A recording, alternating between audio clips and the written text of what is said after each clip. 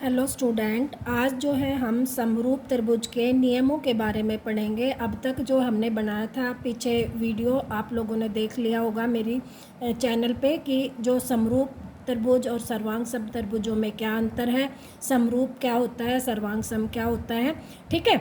अब जो है समरूप जो है उसके नियम क्या है, वो भी त्रिभुज के बारे में। समरूप त्रिभुजों के किन किन नियमों के अनुसार जो है दो त्रिभुज सर्वांग सम हो सकती हैं। तो पहला नियम क्या है कि मान लो पहली त्रिभुज है ABC, दूसरी त्रिभुज है PQR, और पहली त्रिभुज क्या कोण दूसरी त्रिभुज के कोण के बराबर है, दूसरा कोण दूसरे कोण के बराबर है, यानी कि कोण इसको हम यहाँ लिख सकते हैं कोण B बराबर कोण Q के और कोण C बराबर कोण R के।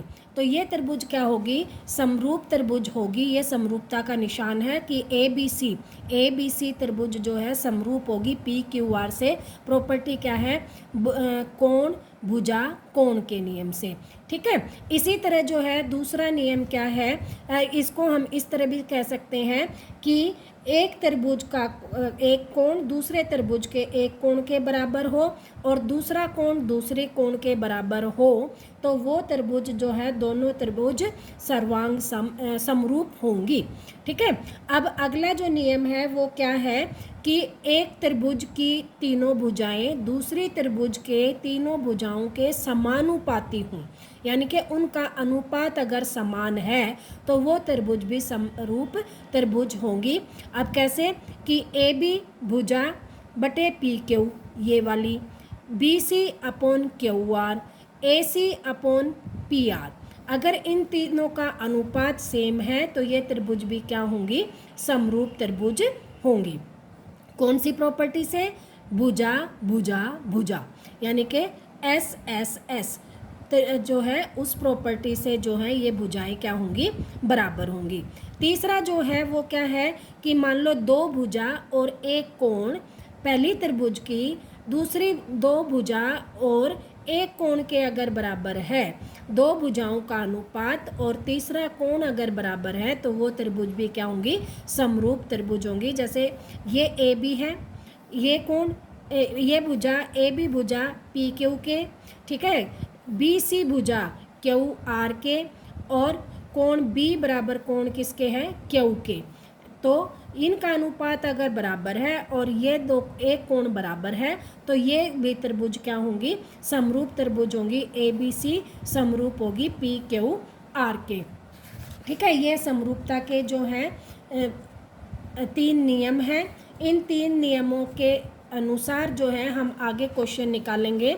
एक जो क्वेश्चन है वो किस तरह से आते हैं पेपर में कि एक ये त्रिभुज है, इसके जो है एक कोण दे दिया 60 का, एक कोण दे दिया 80 का, एक कोण दे दिया 40 का। इसी तरह से दूसरी त्रिभुज दे दी इस तरह से, इसका ये कोण क्या है 60 का, ये कोण कितने का 80 का, ये कोण कितने का है ये 80 का, और ये कोण कितने का है 40 का। ये कोण त्रिभुज दे दी ABC और ये दे दी PQR। तो हम कोण A बराबर कोण P के, ठीक है, कोण B बराबर कोण Q के, और कोण C बराबर कोण R के। तीनों जो देखो तीन कोण इसके और तीन कोण इसके इक्वल है तो हम क्या कहेंगे, ABC समरूप है PQR के। ठीक है। ये जो है त्रिभुज समरूप हो जाएगी। इस तरह के क्वेश्चन जो है एक्सरसाइज 6.3 क्लास 10th की में दे रखे हैं। ये देखो यहाँ पर देखो ये जो कोण है इन तीनों कोणों के बराबर है तो ये त्रिभुज क्या है, इस त्रिभुज के क्या हो जाएगी, समरूप हो जाएगी। अगली दे रखी है भुजाएं कि ये भुजा 2 है, 2.5 और 3। इसमें देखो अनुपात देखो हम यहाँ पर देख रहे हैं 2 का दुगना 4, 2.5 का दुगना 5 और 3 का दुगना 6। तो अब देखो ये भुजा जो है AB जो भुजा है, देखो यहाँ पर जो AB भुजा है, AB भुजा किसके बराबर है, AB बटे QR। ठीक है। इधर से BC अपॉन क्या हो गया RP और AC अपॉन PQ। अब इनका अनुपात देखो, सब का अनुपात क्या है, बराबर है। देखो 2/4 2.5/5 और ये आ गया 3/6। तो सारों का 1/2 अनुपात आ गया। ठीक है, अब देखो हमें क्या है कि अब ये भुजाएं क्या हैं, अलग अलग हैं। देखो ये भुजा इस भुजा के, ये भुजा इस भुजा के, तो हम जो है हम ये देखेंगे कि हमारी जो है या तो क्लॉकवाइज डायरेक्शन बन रही है या एंटी क्लॉकवाइज बन रही है। अगर क्लॉकवाइज और एंटी क्लॉकवाइज हम देखें और एक ही जिस डायरेक्शन में हम घूम रहे हैं उसी में घूमते हुए हमारे रेशो ठीक हैं तो वो समरूप होंगी। अगर मान लो इसकी 2 है और इसकी ये भुजा होती 4 तो ये समरूप नहीं होती। ठीक है, तो एक देखो अब यहाँ से ऐसे घूम रहा है, ऐसे घूम रहा है ये, ठीक, और यहाँ से कैसे घूम रहा है, ऐसे, तो अनुपात ये ऐसे ही घूमा, ऐसे ही चला। क्या है ये, एंटी क्लॉक, यहाँ भी क्या एंटी क्लॉक, एंटी क्लॉक का मतलब घड़ी से उल्टा, लेकिन क्या सर्कल तो एक ही बना रहा है ना, वो एक जैसा।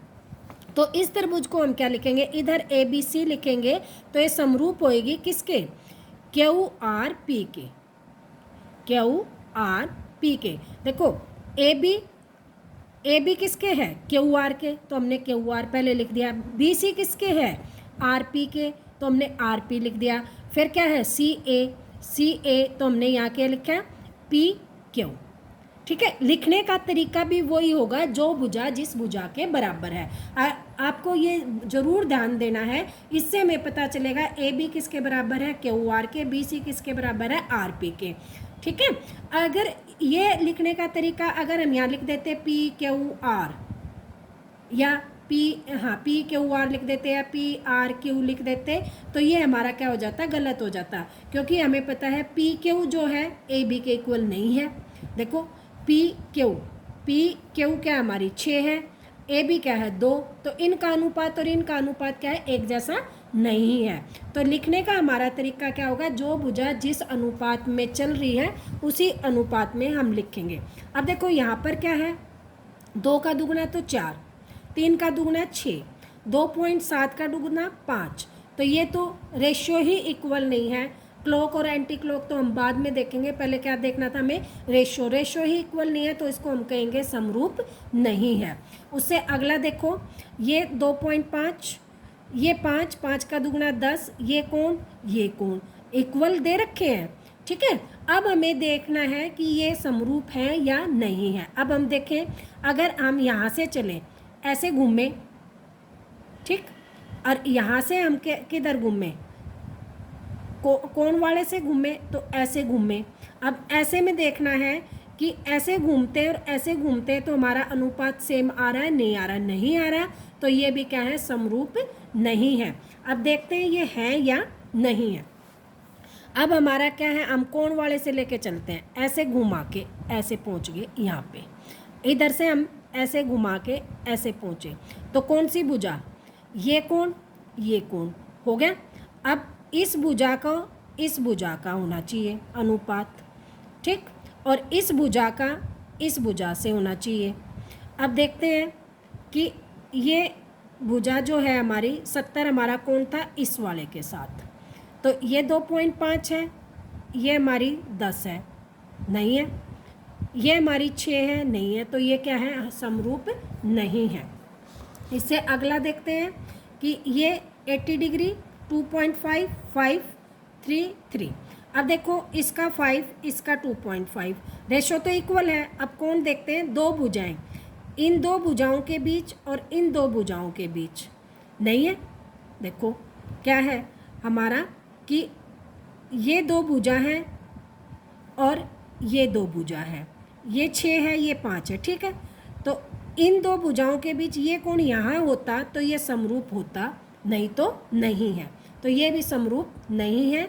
इधर से देखो ये दो कोण और ये कोण 70 का ही आएगा हमारा, ठीक है, क्यों, क्योंकि तीनों कोणों का 180 होता है, तो 2 का 150 होती है, ये 30 आ गया, और इधर से देखो इन दो का 110 है तो ये 70 का आ गया। अब देखो तीनों कोण, इधर के तीनों कोण क्या है, बराबर हैं, तो ये समरूप है।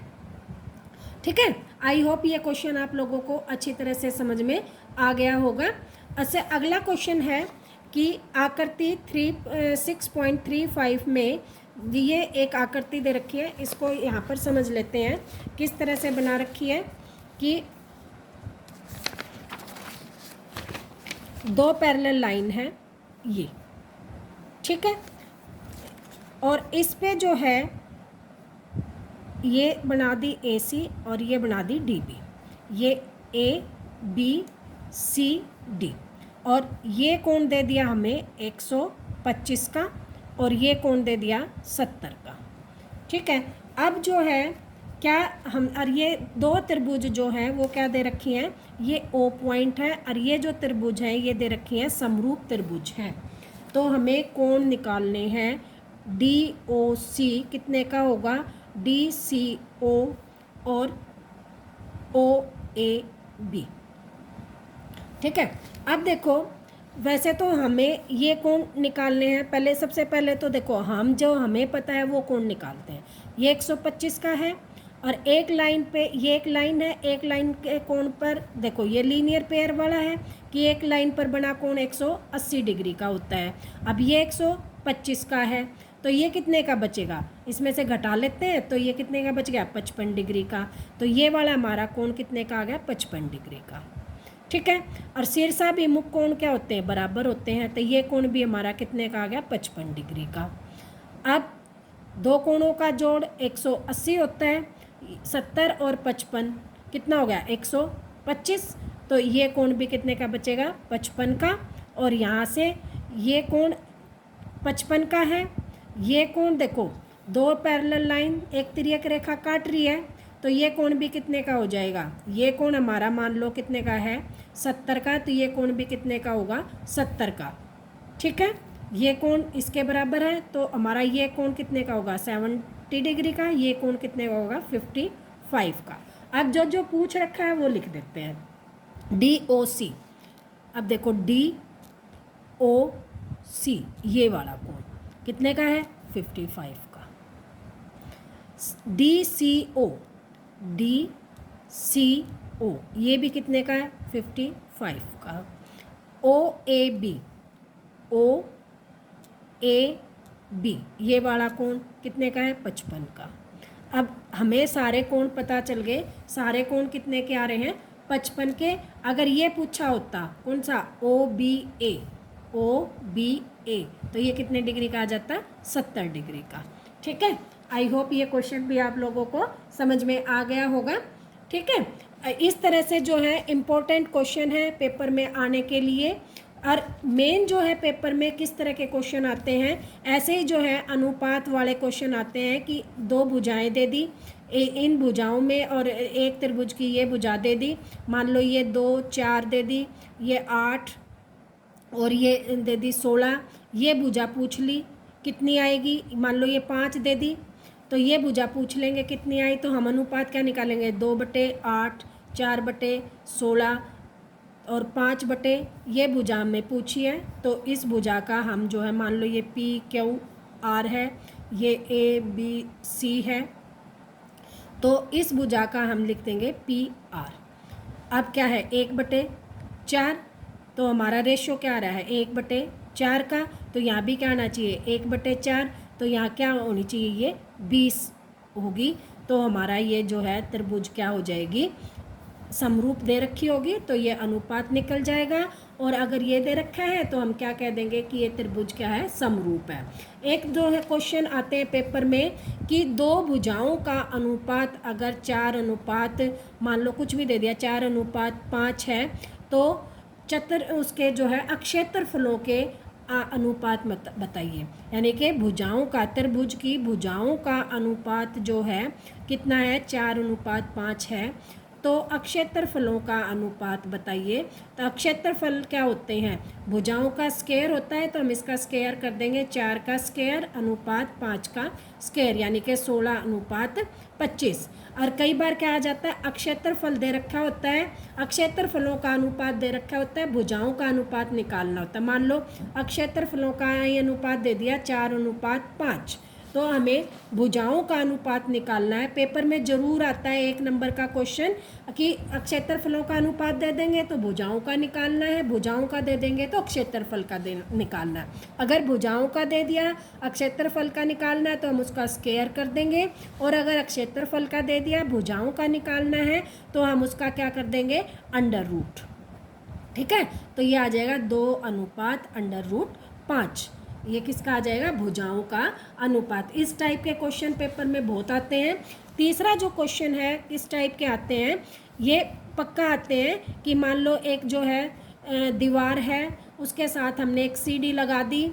ठीक, तो सीढ़ी और भूमि के बीच की दूरी ज्ञात कीजिए, या सीढ़ी की लंबाई ज्ञात कीजिए, या खंबे की या दीवार की ऊंचाई ज्ञात कीजिए। इस टाइप के क्वेश्चन आते हैं। तो इस टाइप में देखो हमेशा क्या होता है, त्रिभुज बनती है समकोण त्रिभुज 90 डिग्री का कोण, और जब समकोण त्रिभुज निकल दे रखी हो और आधार हो, लंब हो और कर्ण हो, तो हमेशा जो है पाइथागोरस थ्योरम लग जाएगी। पाइथागोरस थ्योरम क्या है कि कर्ण का स्क्वायर इज इक्वल टू लंब का स्क्वायर प्लस आधार का स्क्वायर।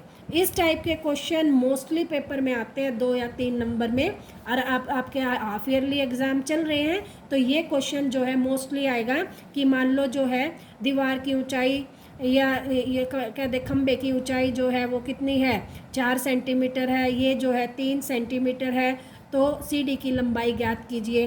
तो सीढ़ी की लंबाई क्या हो जाएगी कि 3 का स्क्वायर प्लस 4 का स्क्वायर, तो ये क्या आ जाएगा 9 प्लस में 16, तो आ गया 25। तो कर्ण क्या आ जाएगा, यानी कि सीढ़ी कितनी आ जाएगी, 25 का अंडर रूट 5। तो सीढ़ी की लंबाई क्या आ जाएगी, 5 आ जाएगी। या सीढ़ी की लंबाई दे रखी है, ये निकालनी है या ये निकालना है। तो इस टाइप के क्वेश्चन भी पेपर में बहुत आते हैं। आई होप यह क्वेश्चन आपको समझ में आ गए होंगे। इस एक्सरसाइज चैप्टर 6 के जो है इम्पोर्टेंट जो चीज़ें थी वो मैं आप लोगों को बता दिया है। इसी टाइप के क्वेश्चन पेपर में आते हैं।